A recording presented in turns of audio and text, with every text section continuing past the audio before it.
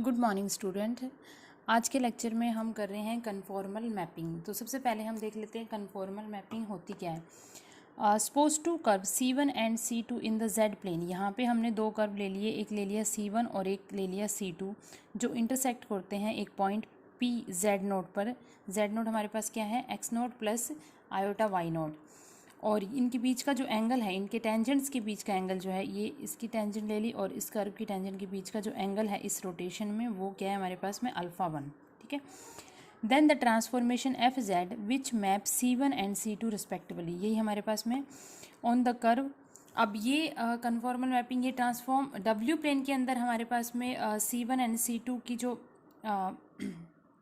Transformation FZ which map C1 and C2 on the curve C1 dash and C2 dash in W plane, ये भी same उसी rotation में जा रहे हैं, और इनके बीच का ये इंटरसेक्ट पॉइंट जो है वो हम ले लेते हैं P dash W not at an angle α2 is set to be a conformal. तो इस हम मैपिंग को कन्फॉर्मल बोलेंगे if it preserve the sense of rotation as well as the magnitude of the angle.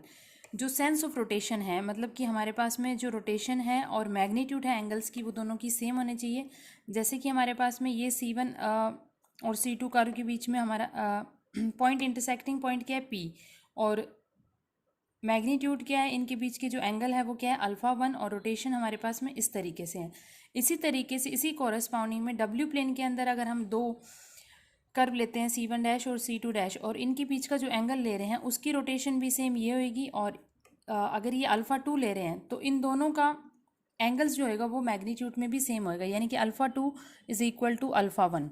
ठीक है। तो इस तरीके की जो मैपिंग होती है उसको हम बोलते हैं कन्फॉर्मल मैपिंग, जहाँ पर sense of rotation as well as magnitude जो है वो सेम होएगी दोनों की, Z प्लेन के अंदर भी और W प्लेन के अंदर भी, and this mapping is said to be a conformal mapping. Now next हमारे पास में है एक थ्योरम जिसकी हम स्टेटमेंट कर लेते हैं। The necessary and sufficient condition for the transformation FZ to be conformal is that FZ is analytic and F dash Z is not equal to 0. That means कि अगर necessary and sufficient condition, कोई भी mapping जो है, कोई भी transformation जो है FZ, वो conformal कब होएगी, is conformal if and only if FZ is analytic and F dash Z is not equal to 0. तो ये दोनों conditions हमारे पास में आएगी कि अगर कोई मैपिंग कन्फॉर्मल है, कोई भी ट्रांसफॉर्मेशन कन्फॉर्मल है, तो FZ जो होएगा वो क्या होएगा, एनालिटिक होएगा, और F dash Z not equal to 0। अगर दोनों कंडीशंस को सेटिस्फाई करता है तो हमारे पास में जो ट्रांसफॉर्मेशन है FZ वो क्या होएगी, कन्फॉर्मल होएगी। तो ये आपने स्टेटमेंट को ध्यान में रखना है। उसके बाद नेक्स्ट डेफिनेशन आती है coefficient of magnification. Coefficient of magnification क्या होता है, coefficient of magnification for conformal transformation W is equal to FZ। यहाँ पर जो FZ है वो क्या है हमारे पास में W। ठीक है। तो हम क्या निकाल रहे हैं, कोफिशिएंट निकाल रहे हैं मैग्नीफिकेशन का for conformal transformation W is equal to FZ at Z। ठीक है, Z पे निकाल रहे हैं, जहाँ पर Z की वैल्यू क्या है, अल्फा प्लस आयोटा बीटा। तो यहाँ पर जो मैग्नीट्यूड कोफिशिएंट होएगा मैग्नीट्यूड का, वो किसके इक्वल होता है, modulus of F dash Z के इक्वल। ठीक है, modulus of F dash Z, और Z हम क्या ले रहे हैं, अल्फा प्लस आयोटा बीटा। तो ये कोफिशिएंट ऑफ मैग्नीफिकेशन क्या आएगा हमारे पास में, modulus of F dash alpha plus iota beta. तो ये आपने याद रखना है।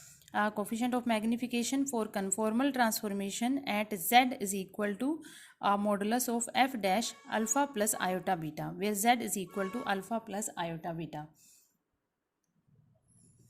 नेक्स्ट है angle of rotation. Angle of rotation क्या होता है, angle of rotation for the conformal transformation W is equal to FZ at the point Z which is equal to alpha plus iota beta. अभी हमने क्या किया था, coefficient of magnification जिसकी value होती है modulus of F dash Z, Z किसी भी पॉइंट पे अगर Z जैसे दिया अल्फा प्लस आयोटा बीटा। अब यहाँ पर हमारे पास में क्या है, हम निकाल रहे हैं angle of rotation of the transformation W is equal to FZ at the point Z which is equal to alpha plus iota beta. तो वो क्या होएगा हमारे पास में, argument of F dash alpha plus iota beta. तो उसके अंदर modulus of F dash alpha plus iota beta coefficient of magnification है, और एंगल ऑफ रोटेशन क्या है हमारे पास में, argument of F dash alpha plus iota beta. तो ये दोनों आपने याद रखने हैं। इसी की बेस्ड पे हम एक एग्जांपल कर लेते हैं। यहाँ पे हमने एग्जांपल में फाइंड करना है एक तो कोफिशिएंट ऑफ मैग्नीफिकेशन और एक एंगल ऑफ रोटेशन। किस पॉइंट पे निकालना है, Z पर, जिसकी वैल्यू है 2 plus iota for the transformation हमें क्या दी हुई है, एफ जेड हमें क्या दिया हुआ है, transformation F Z, W is equal to F Z होता है, तो उसकी वैल्यू हमें क्या दी हुई है एफ जेड की, जेड स्क्वायर। ठीक है, तो गिवन ट्रांसफॉर्मेशन इज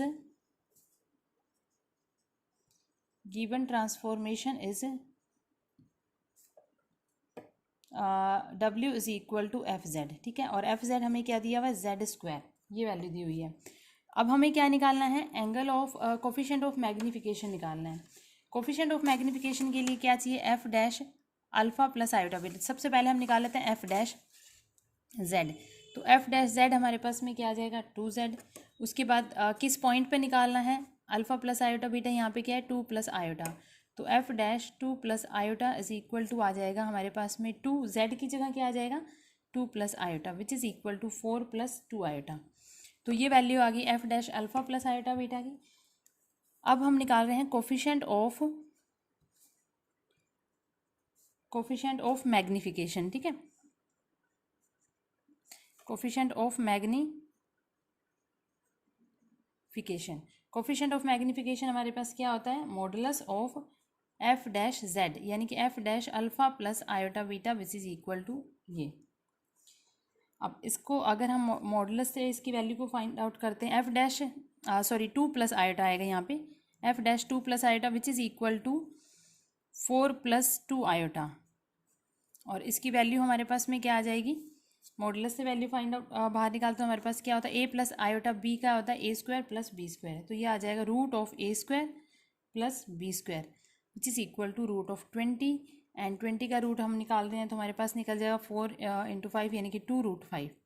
ठीक है, तो ये वैल्यू किसकी है, coefficient of magnification.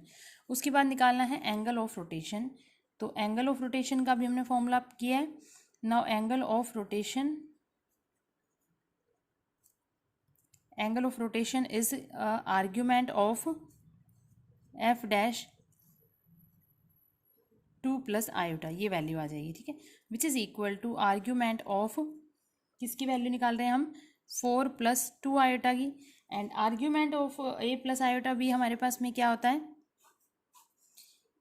Argument of A plus iota B की वैल्यू क्या होती है, 10 इनवर्स बी अपॉन ए, तो यही हम यहाँ पे लगाएंगे, तो ये आ जाएगा हमारे पास में 10 इनवर्स, यहाँ पे बी क्या है 2 एंड ए क्या है 4, तो 10 inverse 2/4 which is equal to 10 inverse 1/2, and 10 inverse 1/2 हमारे पास में वैल्यू क्या आ गई, angle of rotation.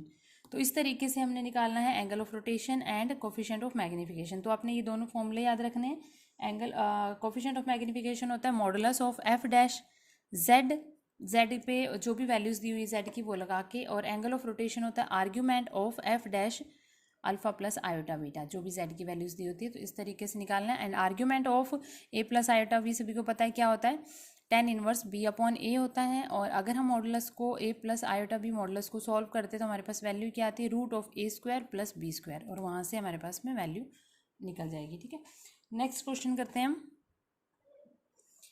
Next example है हमारा कि if U is equal to 2x² plus Y square and V is equal to Y square upon X, then show that the curve u is equal to k1 and v is equal to k2 cut orthogonally at all points of intersection।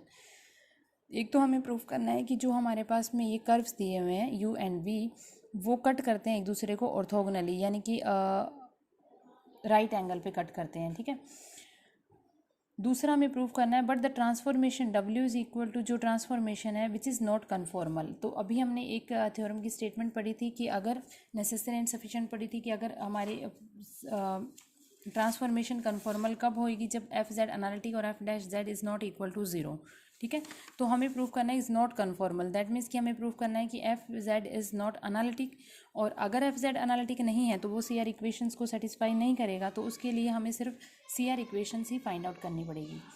और इसके लिए हमें orthogonally cut करते हैं at all points of intersection. इसके लिए हमें क्या निकालना पड़ेगा कि वो एक दूसरे का जो इनके स्लोप्स का प्रोडक्ट होएगा वो हमें शो करना है कि उनका प्रोडक्ट इज इक्वल टू -1 होएगा। ठीक है, 90 डिग्री पे कट ऑर्थोगोनली कर रहे हैं तो टेंजेंट्स का स्लोप निकाल लेंगे, और उन स्लोप्स का प्रोडक्ट अगर -1 के इक्वल शो कर दिया देन दैट मीन्स कि these curves are cut orthogonally. ठीक है, तो फर्स्ट ऑफ ऑल हम क्या फाइंड आउट करेंगे, हमारे पास कर्व क्या दिए हुए हैं, u is equal to k1, यानी कि हमें कर्व दिए हुए हैं 2x² plus Y square is equal to K1 and second curve दिया हुआ है हमारे पास में Y square upon X is equal to K2। ठीक है, ये दो कर्व दिए हुए हैं। अब हमें क्या निकालना है, हमें प्रूफ करना है कि ये कट करते हैं ऑर्थोगोनली। तो इसके लिए हमें दोनों कर्व के स्लोप्स निकालने, टेंजेंट के स्लोप निकालने पड़ेंगे। यानी कि हमें क्या प्रूफ करना है कि M1 इंटू में M2 इज इक्वल टू -1, और M1 जो है इस स्लोप का टेंजेंट का कर्व होएगा, जहाँ पर M1 किसके इक्वल आएगा, dy by D x of this curve, और M2 हम निकाल लेंगे dy by D x of second curve, और इनका प्रोडक्ट हमें शो करना है कि -1 के इक्वल आएगा। ठीक है, तो ये सारी वैल्यूज़ हमने फाइंड आउट करनी है।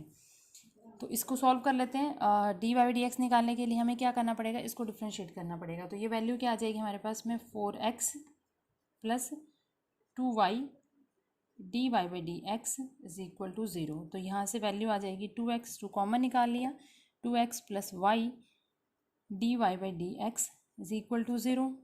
अब यहाँ से हमारे पास में वैल्यू आ गई y dy by D X is equal to -2x and dy by D X is equal to -2x upon Y which is equal to M1। ठीक है, तो ये एक तो स्लोप हमारे पास में ये आ गया, ये वैल्यू आ गई। अब इसी तरीके से इस कर्व का भी हम M2 निकाल लेते हैं, इसको भी हम डिफ्रेंशिएट कर लेते हैं।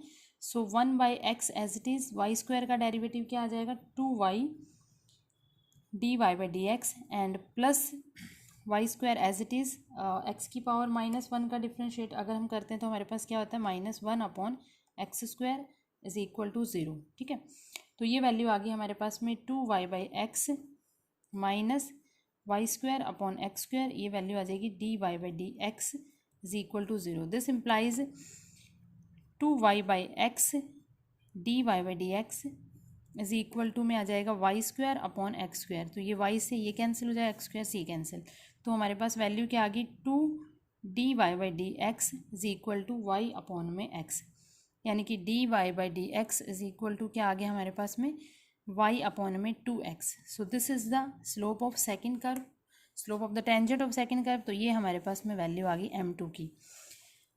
अब हमें शो क्या करना है, two curve will cut orthogonally, two curves will cut orthogonally, will cut orthogonally if m1 into m2 is equal to -1। ये हमने शो करना है कि m1 into m2 is equal to -1। तो m1 हमारे पास ये है which is equal to -2x upon Y, m2 ये है which is equal to y upon 2x। So this is equal to -1। That means कि जो कर्व है वो कट करते हैं एक दूसरे को, ऑर्थोगोनली कट करते हैं। ठीक है, तो यहाँ से तो हमारा प्रूफ हो गया, फर्स्ट पार्ट प्रूफ हो गया कि टू कर्व्स कट ऑर्थोगोनली। ठीक है, एक तो पार्ट ये हो गया कि ये एक दूसरे को ऑर्थोगोनली कट करते हैं। सेकंड पार्ट में हमें क्या प्रूफ करना है, सेकंड पार्ट में हमें प्रूफ करना है कि जो ट्रांसफॉर्मेशन है W is equal to FZ, W is equal to U plus iota V which is not conformal. तो ये ट्रांसफॉर्मेशन हमें शो करनी है, नॉट कन्फॉर्मल है। तो अभी हमने जो थ्योरम की स्टेटमेंट करी थी उसी के अकॉर्डिंग प्रूफ करेंगे। तो नॉट कन्फॉर्मल है, इसका मतलब हमें शो क्या करना पड़ेगा, it is sufficient to prove that कि फंक्शन इज़ नॉट अनलिटिक, और उसके लिए हमें क्या प्रूफ करना पड़ेगा कि CR इक्वेशन को सेटिस्फाई नहीं करती है। तो इसके लिए हमें क्या प्रूफ करना है, हमें प्रूफ करना है कि the mapping is not conformal. हमें शो करना है कि the transformation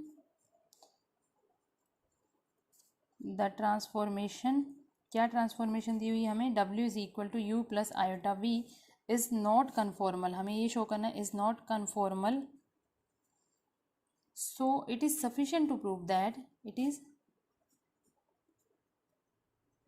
sufficient to prove that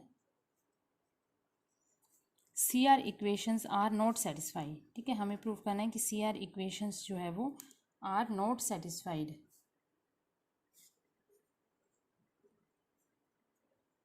ठीक है, ये प्रूफ करना पड़ेगा कि CR इक्वेशन सेटिस्फाई नहीं हो रही है। अब आपको गिवन क्या था, U की वैल्यू हमें दी हुई थी 2x plus Y square and V की वैल्यू हमें गिवन थी वाई स्क्वायर अपॉन एक्स। ठीक है, तो यहाँ से हमने CR इक्वेशंस के लिए हमें क्या फाइंड करना है, UX upon curly U by curly X which is equal to 2, ये एक्स स्क्वायर है। ठीक है, 2x स्क्वायर, तो ये आ जाएगा हमारे पास में 4x एंड करली U बाई करली y आ जाएगा 2y। सिमिलरली करली V बाई करली x अगर हम फाइंड आउट करेंगे तो हमारे पास में वैल्यू क्या आ जाएगी, Y square upon X square and curly Y क्या आ जाएगा 2y अपॉन में x।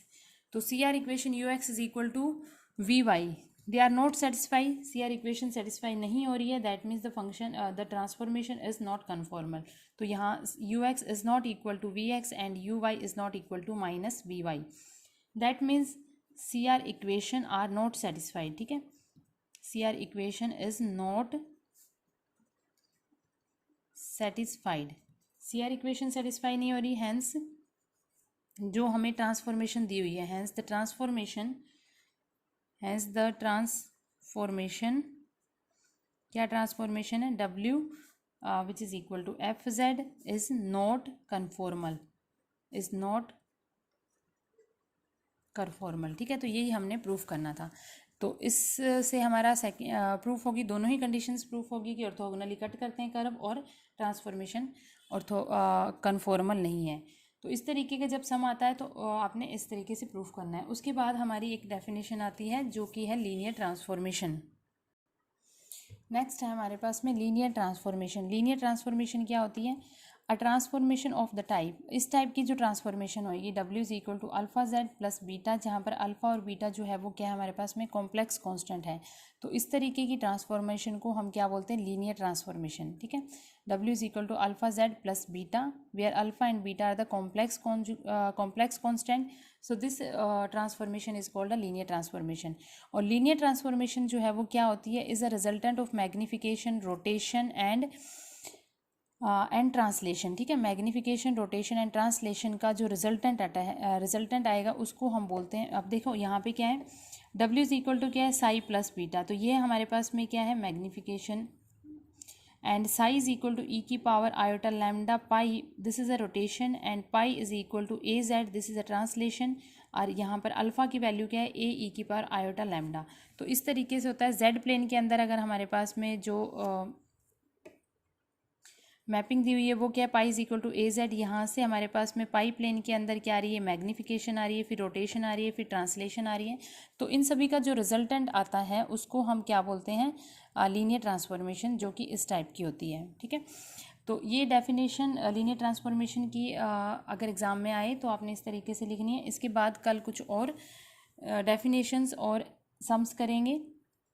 आज का लेक्चर यहीं ख़त्म करते हैं। जहाँ तक मैंने किया उस टाइप के अगर एक्सरसाइज के जो सम्स हैं उसको आप ट्राई कर लेना, जहाँ पर कोफिशिएंट ऑफ मैग्निफिकेशन निकालना है, एंगल ऑफ रोटेशन निकालना है, या फिर कन्फॉर्मल मैपिंग का कोई सम आता है तो उसको आप कर लीजिए।